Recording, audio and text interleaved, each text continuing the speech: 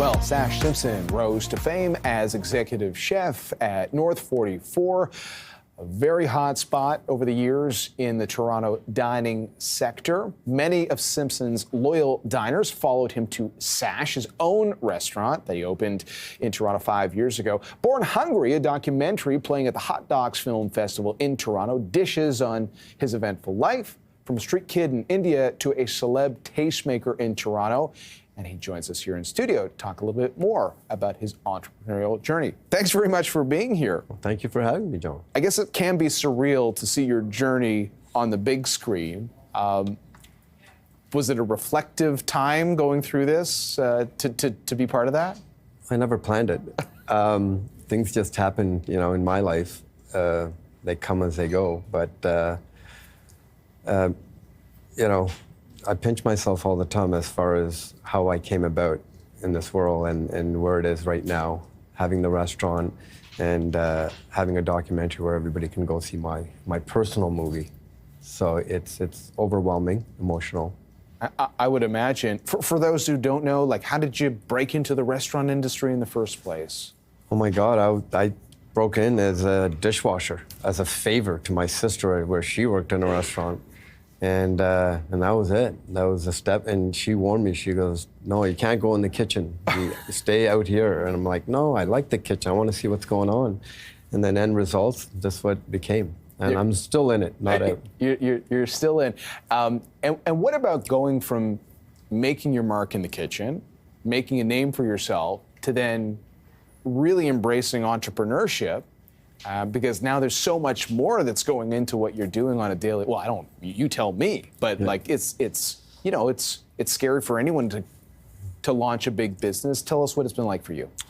Well, listen, I put all my eggs in one basket, and nobody ever should do that, but I did it. If you believe in yourself and trust the process, but it's a scary thing putting everything into one place, which is a restaurant, because as you know, restaurants are a tough gig. It's a grind. You sacrifice your family and everything that goes into it. And you hope to God that it works out and it generates money and keeps it going. Yeah. So for me, it's a scary thing, and I knew it. There's a lot of sleepless nights crying, and I have a drink in my hand and go, what have I done? And put my family in jeopardy in doing this. And but having that support of my family and friends, and you can say, you know what, I've been through this. This is a mini obstacle where I grew up, or I was raised on the streets of India and came here to do this. It's you got to do this. There's no other. Failure is not an option for me. There you go. That is really helpful perspective. Okay, so people see your busy restaurant. It's obviously an exciting place. What should people know, though, behind the scenes about what goes into running a business like that? Yeah. Listen, you got to deal with, most of all, right now, what's happening for me is, which I never thought it would be happening, going through a pandemic, after the fact, and I have to deal with inflation, staffing, payroll. Your payroll is jumped double from prior to the pandemic.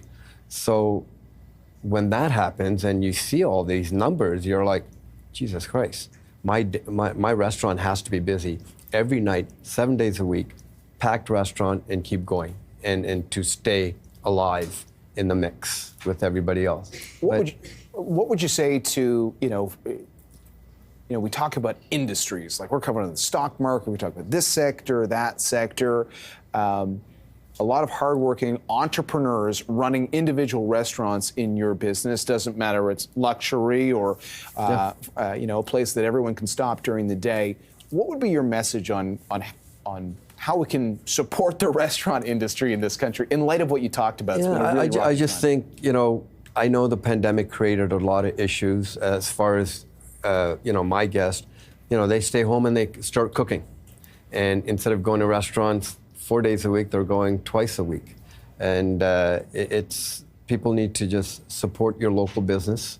And I think the government needs to be more into the small business owners where they can help out, you know, like these loans that we got, SIBA loans and stuff. That's a tough thing that we have to pay back when the restaurant business, you know, we're trying to pay our debt and now we have another debt added on. So just crunch your numbers and do your due diligence in what you want to do in restaurants, because restaurants is a tough business. It's a 24-hour job. It's not an 8-hour job.